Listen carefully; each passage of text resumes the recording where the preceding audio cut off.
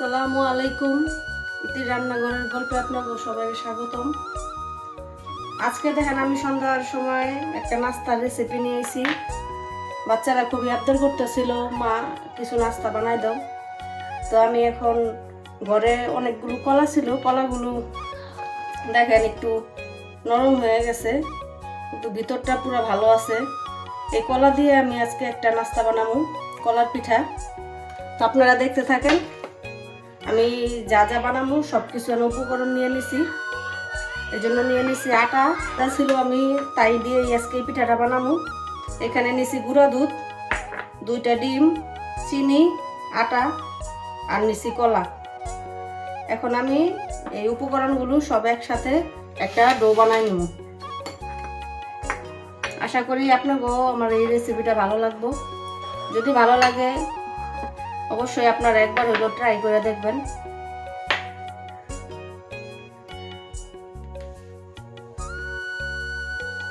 আমি সবগুলা উপকরণ দিয়ে একটা ডো বানানোর লেগে একটা বল নিয়ে নিলাম। এখন এই বলে আমি প্রথমে নিয়ে নেব কলা। দেখেন কলার ভিতরটা কিন্তু একদম সুন্দর।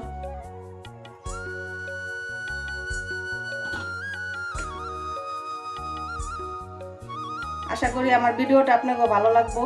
আর আমার সম্পূর্ণ ভিডিওটা দেখার লাগে অবশ্যই প্রথম থেকে শেষ পর্যন্ত আমার ভিডিওটা দেখবেন। যদি ভালো লাগে আমার ভিডিওটা অবশ্যই আমার চ্যানেলটা সাবস্ক্রাইব করে দিবেন। দেখেন এদিকে একটু নরম হয়ে গেছে। এই কলার পিঠাটা একটু নরম কলা দিয়ে বানাইলে বেশি ভালো হয়।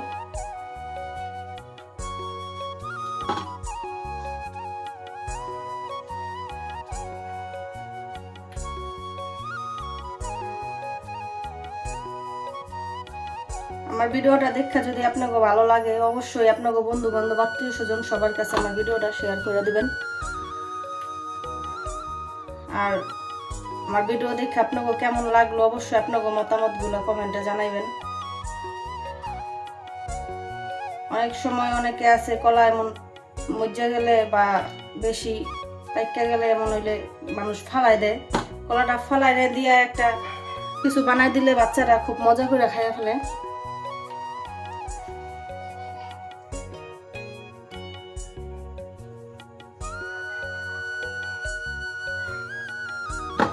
আমি আর নিব না। আমি এখানে 5টা কলা নিছি। আমি 5টা কলা দিয়েই আজকের পিঠাটা বানাবো। এখন আমি এই কলাগুলো ভালো করে হাত দিয়ে চটকাই নেব।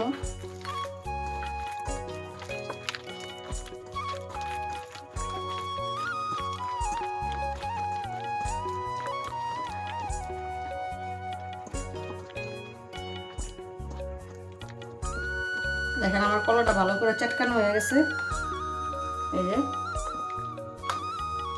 এখন আমি এর মধ্যে বাকি উপকরণগুলো দিয়ে দেব।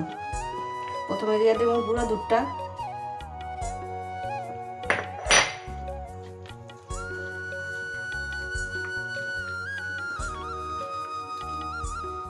দিয়ে দেব ডিম,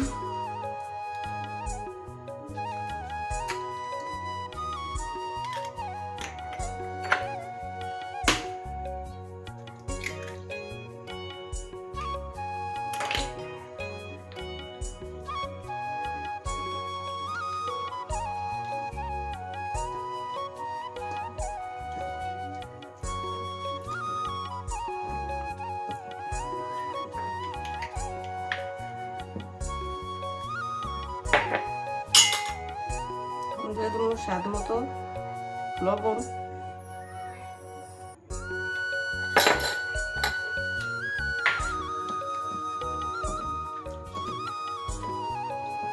এখন দিয়ে দেব চিনি,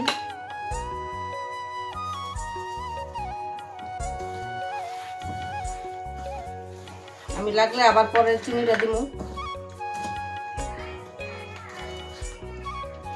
আপনাকে স্বাদ অনুযায়ী চিনিটা দিবেন। কেউ মিষ্টি কম খায়, কেউ মিষ্টি বেশি পছন্দ করে।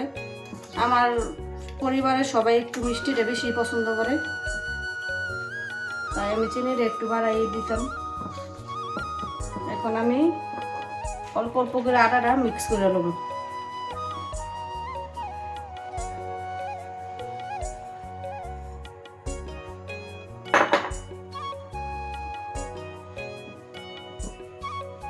এই ডোটা বেশি শক্ত হইব না, ডোটা আমি একটু নরম করে এটা মাখাই নেব।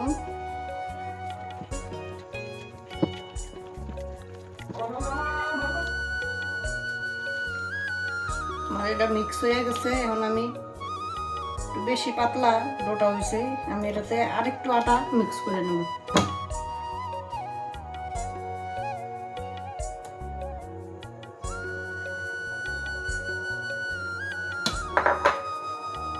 দিয়ে দেবো আর একটু চিনি।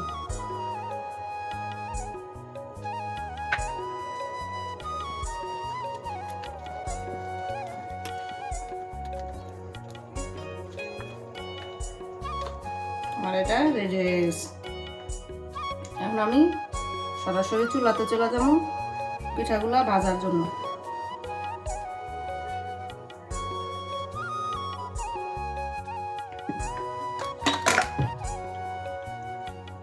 চুলাতে পাতিল বসাই নিছি। আপনারা চেষ্টা করবেন এমন একটা খাপ বা পাতিলের ভিতরে পিঠাটা ভাজতে, তাহলে ডুবোনোর তেলে ভাজলে পিঠাটা সুন্দর হয়। চুলাটা জ্বালাই দিলাম,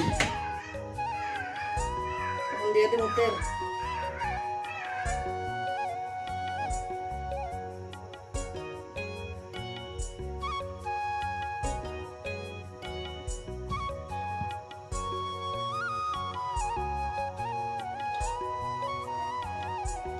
এখন তেলটা গরম হওয়া পর্যন্ত আমি অপেক্ষা করবো।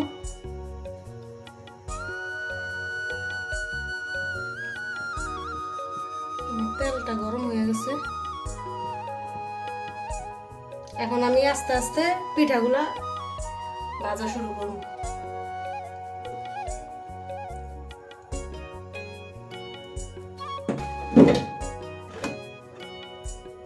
বিসমিল্লাহ।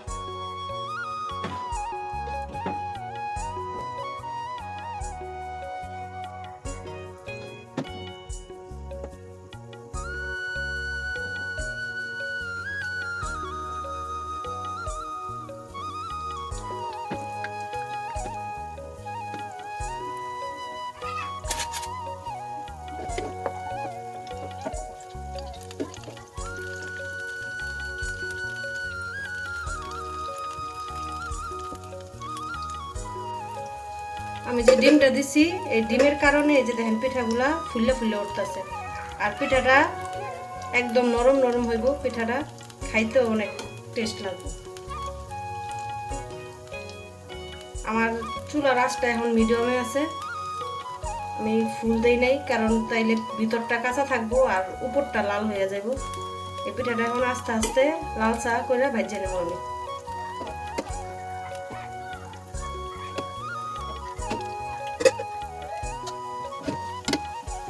আমার পিঠাটা হয়ে গেছে, দেখেন। তো ক্যামেরা একটু সাদা সাদা লাগতেছে, এটা পুরো সোনালী কালার হয়ে গেছে। এর চেয়ে বেশি ভাজলে আবার পিঠাটা খাইতে একটু দিতে দিতে লাগবো। এখন আমি পিঠাটা উঠাই দেবো।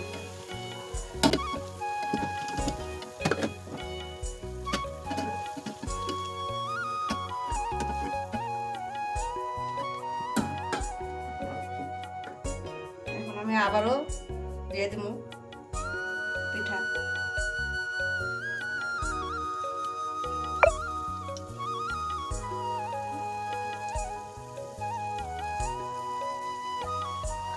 এমন করে আমি সবগুলা পিঠা বাজিয়ে নেব।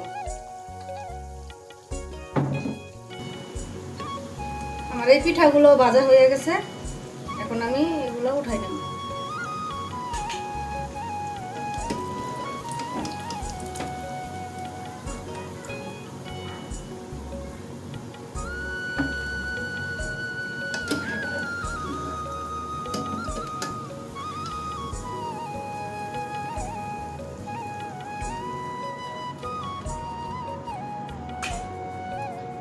আমি এমন করে সবগুলা পিঠা ভাজিয়ে নেব। সবগুলা ভাজা শেষ হইলে আমি আপনাদের লগে আবার দেখাইতে আইতেছি। দেখেন আমার সবগুলা পিঠা ভাজা হয়ে গেছে। কতগুলা পিঠা হয়েছে, আর এর মাঝখানে তো আমার বাচ্চারা নিয়ে নিয়ে খাইতেই আছে। আসেন তাইলে আপনাকে খাইয়া দেখাই পিঠাটা কেমন হয়েছে, ভিতরটাও কেমন হয়েছে। পিঠাটা এখন আমি আপনাকে একটু চিরা দেখাবো। দেখেন পিঠাটা একদম নরম সফট হয়েছে, দেখেন, আর ভিতরটাও খুব সুন্দরভাবে সিদ্ধ হয়ে গেছে। আমি আরেকটা পিঠাও আপনাকে চিরা দেখাইতেছি। দেখেন ভিতরটা একদম সিদ্ধ হয়ে গেছে আর উপরটাও একদম নরম। এই পিঠাটা আপনি 2-3 দিন রেখে খাইতে পারবেন, একদম নরম পিঠাটা, কোনো শক্ত হইব না। আর খেতেও পিঠাটা অনেক মজা। দেখেন আমার মেজো মেয়ে খাইতেছে, ওর কাছে অনেক ভালো লাগছে। ছোটোটায় আসবো কিন্তু খায় না, কোনো কিছুই খাইতে চায় না। ওদের জন্য সবাই দোয়া করবেন। আর আমার ভিডিওটা কেমন লাগলো অবশ্যই জানাবেন। সবাই ভালো থাকবেন। আল্লাহ হাফেজ।